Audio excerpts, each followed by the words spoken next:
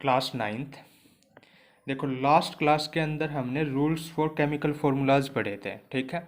आज हम इन्हीं रूल्स के अकॉर्डिंग कुछ एक फार्मूलाज डेवलप करेंगे। तो सबसे पहले अपने पास में बाइनरी कंपाउंड को हम डेवलप करने की कोशिश करेंगे। बाइनरी कंपाउंड क्या होता है?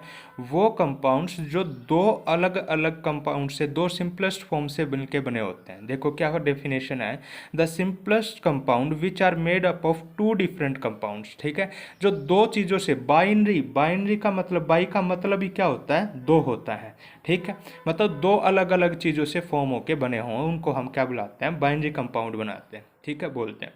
तो सबसे पहले अपने पास में हमें फॉर्मूला बनाना है किसका? हाइड्रोजन क्लोराइड का। अब इसको बनाने के लिए सबसे पहले हम क्या करेंगे? फर्स्ट ऑफ ऑल हम सिंबल लिखेंगे। इस साइड हमने लिखा सिंबल, ठीक है। अब हाइड्रोजन का सिंबल क्या होता है? H होता है। क्लोरीन का सिंबल क्या होता है? Cl होता है। मैंने लास्ट क्लास के अंदर में आपको एक टेबल दी थी, ठीक है, 1 से 20 तक के एलिमेंट्स के। उसके अंदर में आपके एलिमेंट्स के सिंबल्स भी थे और वैलेंसी भी थी, ठीक है। अब ये क्लास आपको तभी अच्छे तरीके से समझ में आएगी जब आपको वो पूरी टेबल याद होगी, ठीक है, उसकी वैलेंसी और उसके सारे सिंबल्स। तो फर्स्ट ऑफ ऑल मैंने क्या किया कि इसके अंदर में हाइड्रोजन का सिंबल लिख लिया H और क्लोरीन का सिंबल लिख दिया Cl, ठीक है। अब इसकी वैलेंसी जस्ट इसके नीचे हम लिख लेते हैं वैलेंसी, ठीक है। दोनों की वैलेंसी, हाइड्रोजन की वैलेंसी होती है 1 और क्लोरीन की भी वैलेंसी क्या होती है? 1, ठीक है। दोनों की वैलेंसीज लिख दी। अब इनको क्रॉस मल्टीप्लाई करवा दो, इसको इसके साथ में, इसको इसके साथ में। तो H को जब मैं मल्टीप्लाई करवाऊंगा 1 के साथ में, तो हमेशा ध्यान रखना ये कहाँ पे मल्टीप्लाई होगा? यहाँ पे नीचे की साइड में, ठीक है। दैट इज H1 और ये क्या आ गया? Cl1, ठीक है। अब हमें पता है मैथमेटिक्स के अकॉर्डिंग में हम जब पढ़ते हैं कि 1 से मल्टीप्लाई करने का कोई मतलब नहीं होता, वही सेम रहता है प्रोडक्ट। तो अपने पास में हाइड्रोजन क्लोराइड का क्या फॉर्मूला आ गया? HCl, ठीक है।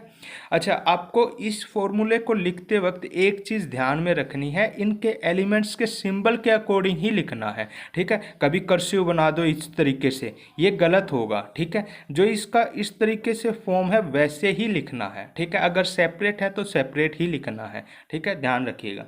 नेक्स्ट ठीक इसी प्रकार से चलो एक और देखते हैं।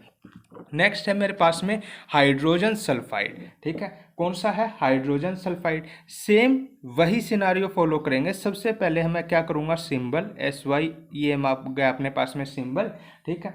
हाइड्रोजन का सिंबल क्या होता है? H, ठीक है। और सल्फर का क्या होता है? S, ठीक है।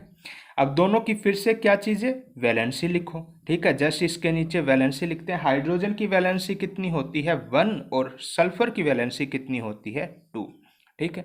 क्या करना है फॉर्मूला बनाने के लिए? क्रॉस मल्टीप्लाई, इसको इसके साथ में और इसको इसके साथ में, दोनों को मल्टीप्लाई करवा देते हैं। तो मल्टीप्लाई करवाएंगे तो क्या आ जाएगा अपने पास में? ये आ जाएगा H2। मल्टीप्लाई कहाँ पे? ये देखो नीचे की साइड में।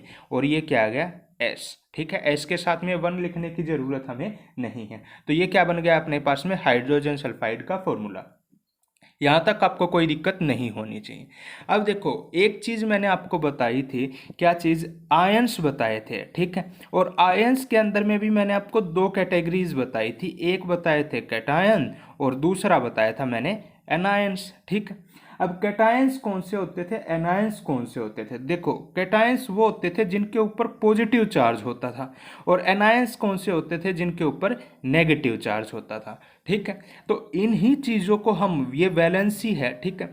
जब कोई हाइड्रोजन, अब ध्यान से सुनना, जब भी कोई एलिमेंट अगर अपना एक इलेक्ट्रॉन, ठीक है, या 2 इलेक्ट्रॉन या 3 इलेक्ट्रॉन या 4 इलेक्ट्रॉन, मैक्सिमम वैलेंसी कितनी हो चुकी है?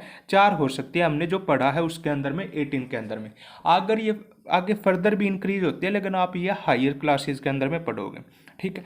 तो देखो जो डोनेट कर सके, ठीक है, जो डोनेट कर देगा उसके ऊपर जो चार्ज आएगा वो चार्ज कैसा आएगा? पॉजिटिव का। और जो गेन करेगा, मतलब दूसरे से एक्सेप्ट करेगा, उसके ऊपर चार्ज कैसा आएगा? नेगेटिव का आएगा, ठीक है। जैसे एक एग्जांपल के तौर पर मेरे पास में मुझे फॉर्मूला बनाना किसका? मैग्नीशियम क्लोराइड का। इसको कैसे बनाएंगे? सबसे पहले सेम सिनारियो, सिंबल, ठीक है, सिंबल लिखा। मैग्नीशियम की जो मेरे पास में वैलेंसी होती है वो होती है 2+, ठीक है। मतलब ये क्या कर सकता है? डोनेट कर सकता है 2 इलेक्ट्रॉन को। क्लोरीन की क्या होती है मेरे पास में? 1 और ये क्या है? माइनस, ठीक।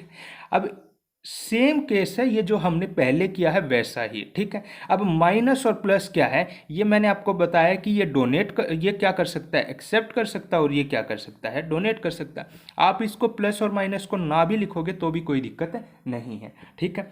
ये हमने लिख दिया, सॉरी यहाँ पे सिंबल की जगह लिख दिया, तो ये आ गया अपने पास में सिंबल। यहाँ पे मैग्नीशियम का सिंबल क्या होता है, Mg, और इसका क्या होता है Cl, और ये क्या आ गई अपने पास में, वैलेंसी, ठीक है। सेम, इसको इससे मल्टीप्लाई, इसको इससे मल्टीप्लाई, ठीक है। अब जब इसको मल्टीप्लाई करेंगे तो ये क्या आ जाएगा Mg, और ये क्या आ जाएगा अपने पास में Cl2, ठीक है। यहाँ पे प्लस माइनस लिखने की कोई ज़रूरत नहीं है, ये मैंने आपको सिर्फ समझाने के लिए दिया है, क्योंकि आपकी बुक्स के अंदर में अगर ये प्लस माइनस आ जाए तो इससे कंफ्यूज मत होना कि ये क्या है। ये एक्चुअली कटायन और एनायन को डिफाइन करता है, ठीक है। तो इसी तरीके से आपको सभी के सभी क्या बनाने हैं, फॉर्मूलेज डेवलप करने हैं। कुछ एक एग्जांपल्स जो मैं आपको होमवर्क के लिए दे रहा हूँ, ठीक है, ये सारे के सारे आपको डेवलप करने हैं। कैसे बनेंगे, जो कल मैंने आपको टेबल भेजी थी उसके अकॉर्डिंग इनके सिंबल्स और वैलेंसीज को ठीक इसी प्रकार से लिखना है आपको, और सभी के फॉर्मूले बनाने हैं, ठीक है। जैसे एल्यूमिनियम ऑक्साइड हो गया, कैल्शियम ऑक्साइड हो गया, सोडियम नाइट्रेट हो गया, इन सभी के आपको फॉर्म करने हैं, ठीक है। तो ये था आपके लिए आपका होमवर्क।